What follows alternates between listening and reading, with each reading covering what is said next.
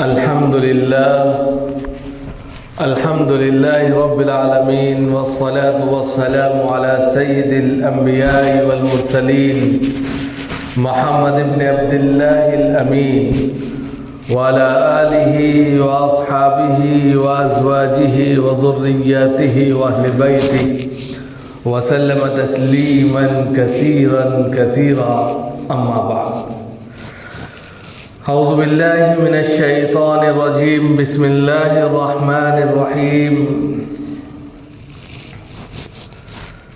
لئن شكرتم لأزيدنكم ولئن كفرتم إن عذابي لشديد. صدق اللہ العلی العظیم. محترم بزرگوں اور دوستوں، دینی اور ایمانی بھائیوں، اللہ رب العزت کا شکر ہے، اس کا کرم ہے کہ اس نے ہمیں اپنی بارگاہ میں آنے کی توفیق عطا فرمائی. حضرات، اللہ رب العزت نے اپنے بندوں پر بے شمار نعمتیں عطا کی ہیں. اس نے اپنے بندوں پر بے شمار نوازشیں کی ہیں، رحمتیں کی ہیں اور برکتیں بھی انہی کے لیے رکھی ہیں. لیکن ایک شرط ہے، وہ یہ ہے کہ شکر گزار بندے بن. جب کوئی شخص شکر گزار بندہ بن کر زندگی گزارتا ہے، کم ہے یا زیادہ ہے، اس پر وہ اللہ کا شکر ادا کرتا ہے تو اللہ تعالیٰ اس میں اضافہ کر دیتے ہیں، بڑھا دیتے ہیں. اور اگر کوئی شخص شکر ادا نہیں کرتا تو پھر اللہ تعالیٰ اس سے برکت نکال دیتے ہیں.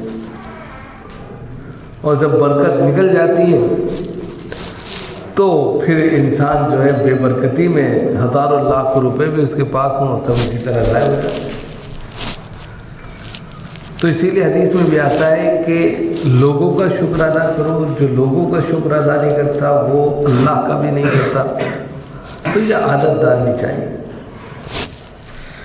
اللہ نے جو بھی توفیق دی ہے، جو بھی دیا ہے، اس پر شاکر ہونا چاہیے، صابر ہونا چاہیے، ذاکر ہونا چاہیے. اللہ کا ذکر کرتے ہوئے وہ زندگی کو اپنی آگے بڑھاتا رہے. یہ اصل ہے. اب یہ تمام چیزیں کیسے ہماری زندگی میں آئیں، کس طریقے سے ہم اس طریقے سے زندگی گزارنے والے بن جائیں، تو اس کے لیے ضروری ہے کہ ہم اپنا وقت کچھ مسجدوں میں لگائیں. دنیا سے الگ تھلگ ہو کر، دنیا سے نکل کر کچھ وقت اللہ کے گھر میں رہیں. کچھ نہ کریں، صرف آ کر بیٹھے رہیں، سوچتے رہیں. تو یہ ماحول خود بخود اس کے دل میں اللہ کی محبت پیدا کر دے. آپ دیکھتے ہیں بہت سے لوگ جمعہ کو آتے ہیں، بہت سے لوگ آتے نہیں، آنے کی کوشش کرتے ہیں لیکن نہ جانے ان کا قدم نہیں اٹھتا. اس کا مطلب یہ نہیں ہے کہ وہ ایمان سے خارج ہو گئے. ایمان تو ہے ان کے دل میں اور بڑی قدر بھی کرتے ہیں، لیکن دل کالا پڑ گیا ہے. دل پر سیاہی جم گئی ہے. اب دینی امور میں اس کا دل نہیں ہوتا. دینی امور میں اس کی ایکٹیویٹی اچھی نہیں ہوتی. وہ چاہتا تو بہت کچھ ہے لیکن دور رہتا ہے. اب اس دوری کو دور کرنے کے لیے طریقہ ہے کہ وہ کچھ نہ کرے، آ کر بیٹھ جائے. مسجد کا جو ماحول ہے وہ دھیرے دھیرے خود بخود اس کی صفائی کرنا شروع کر دے. کیونکہ حدیث میں آتا ہے خیر الاماکن مساجدها وشر الاماکن اسواقها، کہ مسجدیں جو ہیں دنیا کی سب سے پوتر جگہ ہیں. سب سے بہترین جگہ اگر ہے دنیا کے اندر وہ مسجدیں. مسجد کا ماحول، یہاں کا سکون، یہاں اللہ کا دھیان لگانا، یہاں کی تلاوت، یہاں کی نماز، یہ ساری چیزیں ایسی ہیں جو انسان کو اللہ سے جوڑتی ہیں۔ انسان جیسے مسجد آتا ہے اس کا ذہن پہلے سے بن جاتا ہے کہ بس اب سب کچھ چھوڑ کر اللہ کو یاد کرنا ہے۔ یہ ذہن بن گیا، اب اس کے بعد میں وہ بیٹھا ہے، کچھ نہیں کر رہا ہے، صرف بیٹھا ہوا ہے، تو دھیرے دھیرے وہ اللہ سے قریب ہونا شروع کرتا ہے۔ اور وہ شر الاماکن اسفاق ہوا، بدترین جگہ، جو گندی جگہ کہی گئی، سب سے خراب جگہ جو ہے وہ بازار ہے۔ وہاں عام طور پر کیا ہوتا ہے، نمائشیں لگی رہتی ہیں، بد نظری ہوتی رہتی ہے، بد خیالات آتے رہتے ہیں، انسان غافل ہو جاتا ہے۔ سب سے بڑی بات، اس کو پتہ ہی نہیں چلتا کہ وقت کیسے آیا اور کیسے نکل گیا، اس کو اندازہ نہیں، اور تیزی کے ساتھ میں اس کی زندگی ضائع ہو جاتی ہے۔ کچھ نہیں کر رہا ہے، ادھر ادھر نظر ہی گئی، اس کا گناہ الگ پڑ گیا۔ تو اس لیے کہا گیا کہ سب سے بدترین جگہ جو ہے وہ بازار ہے، مارکیٹ ہے، جس میں انسان نہ چاہتے ہوئے بھی گناہ کر لیتا ہے۔ ضروریات سے انسان جائے کوئی بات نہیں، لیکن عام طور پر اب لوگوں کا دل بازاروں میں لگتا ہے، کچھ نہیں تو کہیں نمائش لگی ہے، کہیں میلہ لگا ہے، کہیں جو ہے کوئی اور چیزیں آج کے وقت میں لگنا شروع ہو جائیں گی، سیل ہو رہی ہے، وہاں بس گھومنے چلے جائیں۔ تو یہ خواہ کا گناہ آپ کے سر جا رہا ہے۔ گناہوں سے جب ہم اپنے آپ کو بچاتے ہیں، ظاہر سی بات ہے انسان گناہوں کا پتلا ہے، کوئی یہ نہیں کہہ سکتا کہ ہم گنہگار نہیں ہیں، سب گنہگار ہیں، ہم بھی اس میں شامل ہیں، سب گنہگار ہیں، لیکن گناہ ہو جانے کے بعد توبہ کرنا انسانیت کی سب سے بڑی دلیل ہے کہ اگر انسان توبہ کے بعد ندامت کے آنسو بہا دے، اللہ کے سامنے رونے اور گڑ گڑانے لگے، اپنے گناہوں کی معافی تلافی کرنے لگے اور اللہ سے توبہ کرنے لگے، تو سمجھ جائیے یہ انسان ہے۔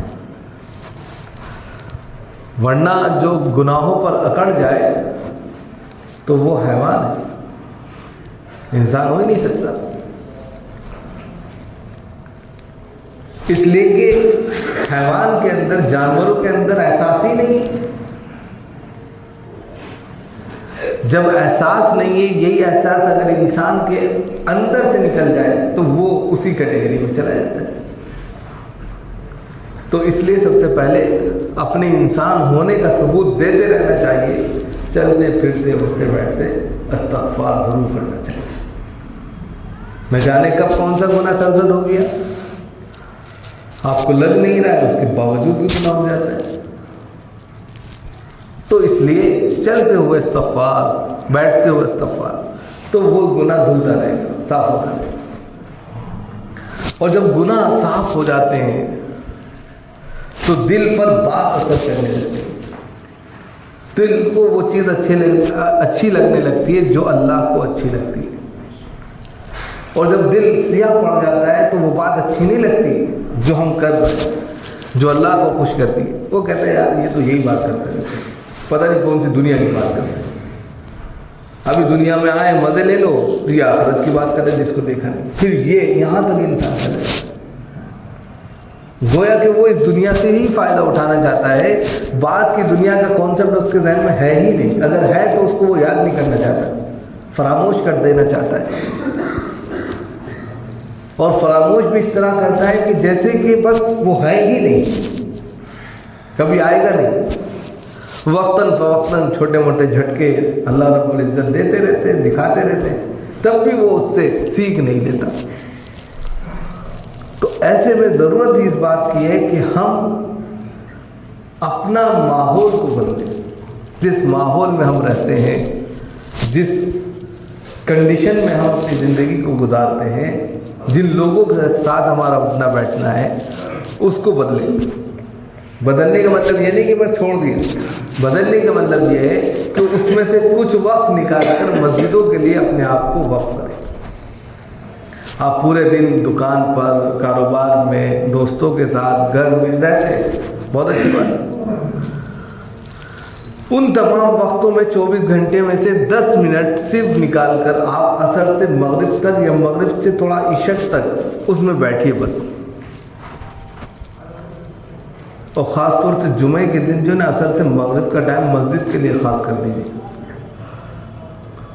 کچھ نہ کریے، پڑھنا لکھنا سننا تو وہ دور کی بات ہے، پہلے آپ مسجد سے اپنا رشتہ تو قائم کریں جو ٹوٹ گیا، جو آپ کو آنے نہیں دیتا۔ جمعے کی نماز پڑھی اور ایسے گئے کہ پھر اگلے جمعے کو آئیں گے، ملاقات تبھی ہوگی۔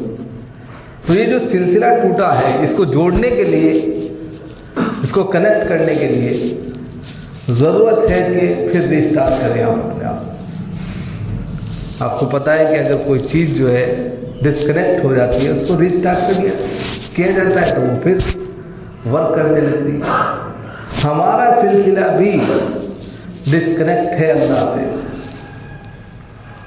اب اس کو ریسٹارٹ تبھی کیا جا سکتا ہے جب ہم یہاں آ کر اپنا وائی فائی یہیں سے جوڑیں۔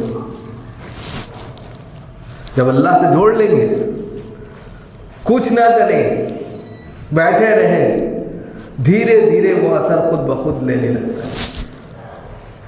انسان کی مثال بڑی خوبصورت دی گئی ہے کہ صحبت صالح صالح کنت، صحبت طالب طالب کنت، کہ اچھوں کی صحبت میں بیٹھو گے اچھے بن جاؤ گے، اور بروں کی صحبت میں بیٹھو گے تو برے بن جاؤ گے، برے کہلاؤ گے۔ اور اس کی مثال حدیث میں کہی گئی ہے کہ ایک انسان جو ہے سچے لوگوں کے ساتھ میں بیٹھتا ہے۔ مثال کے طور پہ آپ صلی اللہ علیہ وسلم نے ایک موقع پر کہا، ایک عطر فروش ہے، عطر بیچتا ہے، خوشبو بیچتا ہے، اور ایک انسان کا اس کے پاس اٹھنا بیٹھنا ہے۔ وہ اس سے نہ تو عطر خریدتا، خوشبو خریدتا نہیں ہے، صرف اٹھتا اور بیٹھتا اس کے پاس۔ تو کہہ رہے ہیں کہ یا تو وہ اس کے پاس اگر بیٹھ رہا ہے، اچھے لوگوں کی مثال، اچھے دوست کی مثال، اچھے بیٹھک کی مثال، اچھے لوگوں میں بیٹھنے کی مثال، تو یہ ہے کہ وہ عطر فروش کے پاس بیٹھا ہے۔ تو اگر وہ لے بھی نہیں رہا ہے تب بھی اس کا کوئی نقصان نہیں جا رہا ہے، اس لیے کہ خوشبو سے وہ اپنے آپ کو جو ہے معطر کرتا ہے۔ اس کا ذہن، اس کا دل، اس کا دماغ سب کچھ پاک ہے، گندگی کی طرف اس کا ذہن نہیں جائے گا، تو خود بخود وہ اچھا ہو جائے۔ اس کی صحت پر کہتے ہیں کہ اچھی خوشبو لگانے سے اور سونگنے سے صحت پر اثر پڑتا ہے، صحت تندرست بنتی ہے، تو اس کی صحت اچھی ہو جائے گی۔ کچھ نہیں کیا اس نے، لیکن برے دوست کی مثال، برے لوگوں کے ساتھ بیٹھنے کی مثال دی ہے بھٹی والے کے ساتھ، کہ آپ بھٹی والے کے پاس بیٹھیں، اس سے کچھ نہ خریدیں، جائیں گے وہاں بیٹھیں گے، آپ کے کپڑے جلا دیں گے، کچھ نہیں ہوگا۔ اگر جلائے گا بھی نہیں تو وہاں سے بدبو تو آنی ہے، کوئلہ پڑا ہے، پتہ نہیں کب سے پانی ٹپک رہا ہے، کچھ نہ کچھ آپ وہاں سے نقصان کر کے آئیں گے، اپنے کپڑے خراب کر جائیں گے۔ تو ہمیں اب اپنے آپ کو دنیاوی مثال ہے، اسی طریقے سے ہمارا دل جب وہ غلط بیٹھک میں بیٹھنے لگتا ہے کالا پڑ جاتا ہے، سیاہ پڑ جاتا ہے، لاکھ سمجھائیں لاکھ کہیں اثر ہی قبول نہیں کرتا۔ اس کو دنیا اتنی زیادہ محبوب ہونے لگتی ہے کہ بس اسی میں وہ اپنا دل دے بیٹھتا ہے، اور یہ سوچتا ہے کہ بس یہی تو اصل ہے، یہی کامیابی ہے میری، اس کو اگر حاصل کر لیا تو 10 لوگ میری واہواہی کر دیں گے، 10 لوگوں میں میرا نام ہو جائے گا، بس ہو گیا۔ لیکن یاد رکھیں کتنے ہمارے سامنے نمونے، کتنے لوگ آئے اور چلے گئے، 10 سیکنڈ، 10 دن، 10 مہینے، بس، اور پھر ختم۔ انسان کو تبھی یاد کیا جاتا ہے جب اس نے کوئی بہت اچھا عمل کیا۔ واہواہی لوٹنے کے لیے اگر آپ نے کچھ کیا بھی تو بہت زیادہ نہیں کرتا، لیکن اللہ کے یہاں کوئی اگر اپنے آپ کو آباد رکھنا چاہتا ہے تو پھر اس کو اللہ والی زندگی جینی ہے، جناب محمد رسول اللہ صلی اللہ علیہ وسلم کے طریقے پر چل کر اپنی زندگی کو ڈھالنا ہے، تو وہی زندگی کامیاب بن جائے گی۔ 1400 سال پہلے جناب محمد رسول اللہ صلی اللہ علیہ وسلم اس دنیا میں اس دھرتی پر آئے، وادی بطحا سے ایک بہترین پیغام دیا، صحابہ اکرام نے ان کی تابعداری کی، آج بھی وہ آباد ہے۔ آج بھی ہم ان کو اصحاب النجوم بأیہم اقتدیتم اہتدیتم کہتے ہیں کہ صحابہ جو ہے ستاروں کے مانند ہیں، جس کی اتباع کرنی وہ ہدایت پر ہے۔ وہ بھی تو انسان ہے، ہماری طرح ہے وہ بھی، لیکن انہوں نے سمعنا و اطعنا کہا، سنا تو بس پورے طور پر اطاعت کی، فرمانبرداری کی۔ ہم سنتے ہیں، اطاعت کا تو کوئی لفظ ہی نہیں، سمعنا تو ہے، اطعنا نہیں۔ ان کے یہاں یہ لفظ تھا،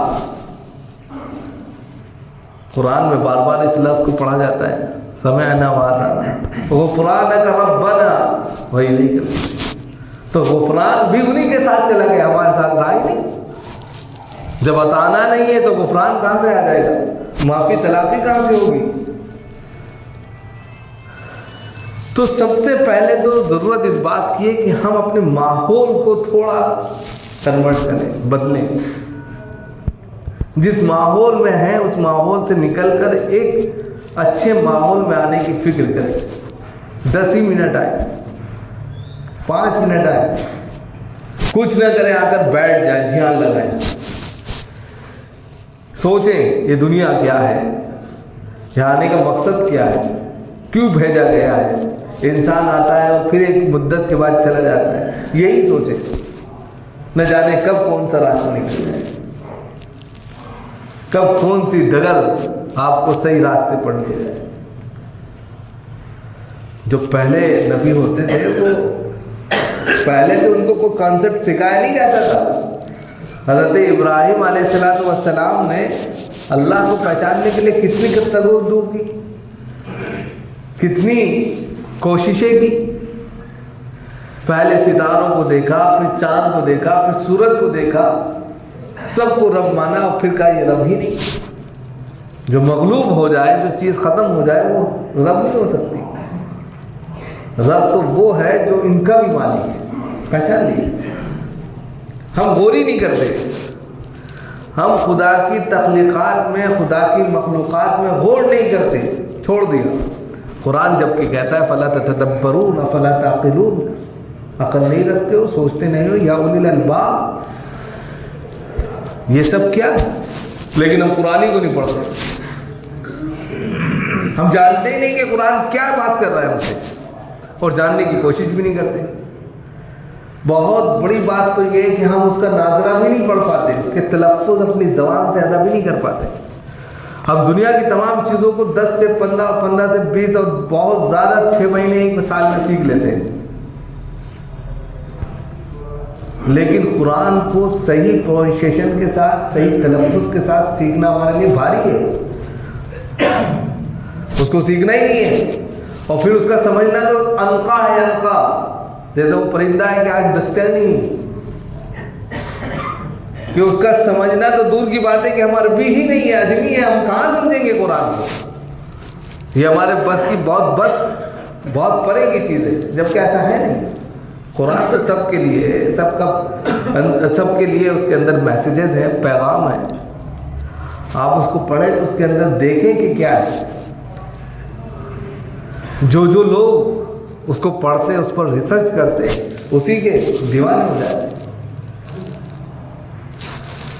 تو ضرورت اس بات کی ہے کہ ہم سب سے پہلے اپنے آپ کو، جو ہماری زندگی چل رہی ہے، جس دھرنے پر چل رہی ہے، جس ماحول میں چل رہی ہے، اس سے تھوڑا سا نکلنے کی کوشش کریں اور ایک دوسرے ماحول میں آنے کی کوشش کریں۔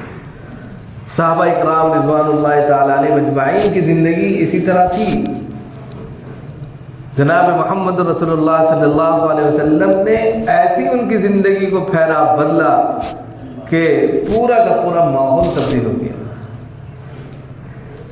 مکہ المکرمہ کے اندر دار ارقم قائم کیا، مدینہ المنورہ میں مسجد نبوی کے ساتھ ساتھ صفہ چبوترا، صفہ نبوی قائم کیا، اور وہاں دلوں کی مجائی ہوئی اچھے سے، صفائی ہوئی، اور ایسے صفائی ہوئی کہ پھر وہیں سے جو ہے بڑے بڑے مقررین، محدثین، مفکرین نکلے اور پھر پوری دنیا میں پھیل گئے۔